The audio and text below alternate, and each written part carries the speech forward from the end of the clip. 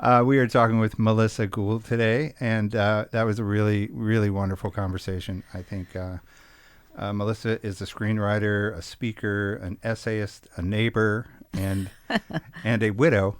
And has written a book called Widowish, which I think is just a great title. And you and Lauren talked a lot about the process of going, of understanding what being a widow is for you. Yeah. Yeah. A beautiful story of you and Joel. I really felt like you guys loved each other. And the thing you said that I think stuck with me the most was that by continuing to talk about Joel, you can still love him that way. Yeah. Feel him that way.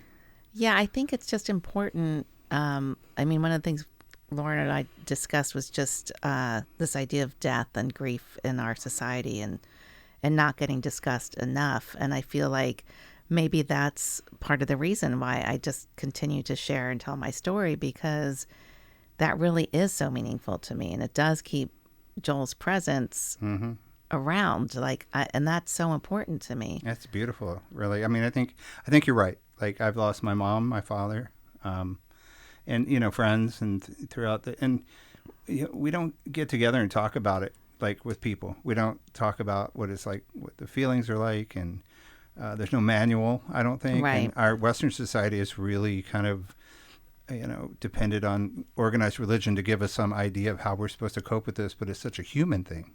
Exactly. And I think your conversation and your book is that needed piece. Thank you so much. Yeah. Have you found it's true that people have come to you with this? Like, I've never heard this before.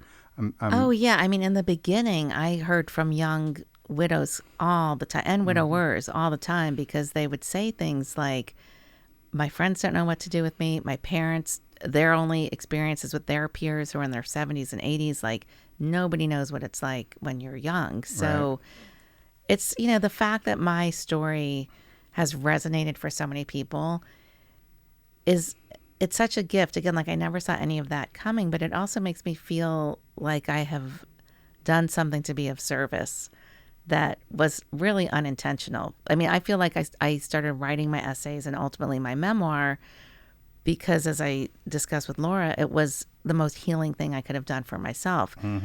I wasn't thinking of the outcome. I wasn't thinking, like, who was going to benefit from hearing this. That was like the furthest thing from my mind. So almost selfishly, I was writing because it was a place for me to put all of my grief.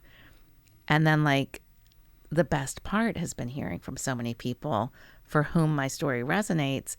And I've heard, like, so many stories, like really personal, intimate details of other people's lives, loves, and loss. And sometimes I can't get over it. I can't believe what people are sharing with me.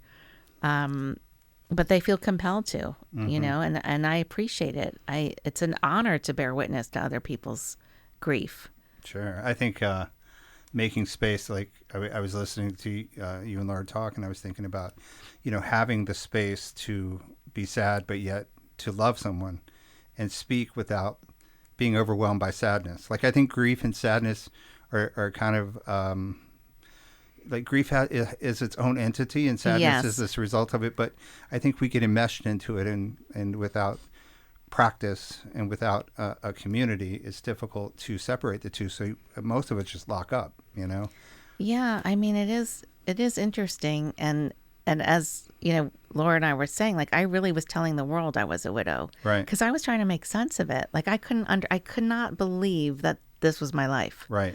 I really, like, I couldn't. It's like I needed the proof.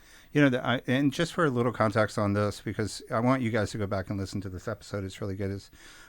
Joel was diagnosed with MS. How long did he have MS? He probably, like, I'm so bad at doing the math, and I should know this by now, but maybe 5 to 8 years before he died. Right. And so you guys are looking at MS being the reason he's going to die, and then he ends up getting West Nile.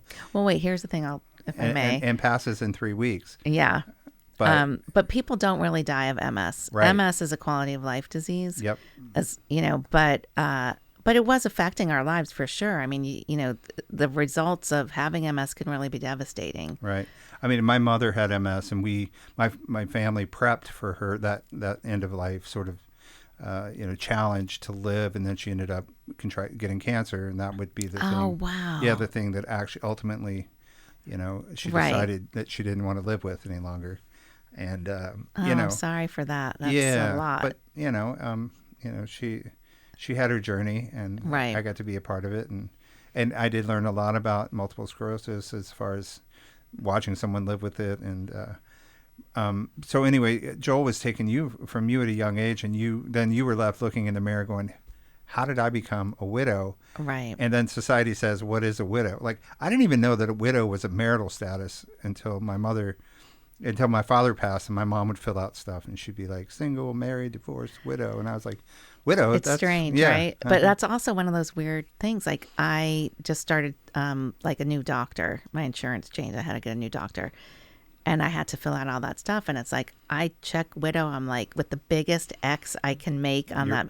Like, I'm just like, that's right. I'm a widow. Like, yeah. This is the face of widowhood. Yeah. It's a weird thing. I don't know what, what that is. No, but it's cool because I think it seems to me that you've done a lot of, sort of self-reflection to understand what that means for you. Yeah. Yeah. And I think that, like I said earlier, I think a lot of people don't.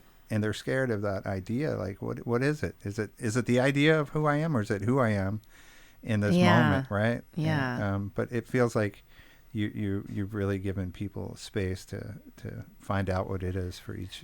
I try, yeah. I mean, I know what it is for me, so. Right. Yeah. Check out the book Widowish. Check out the episode with Laura and Melissa. It's fantastic. And thank you again for coming all the way over. I know, so far. A couple blocks away. Thank you so much. This is great. We appreciate it.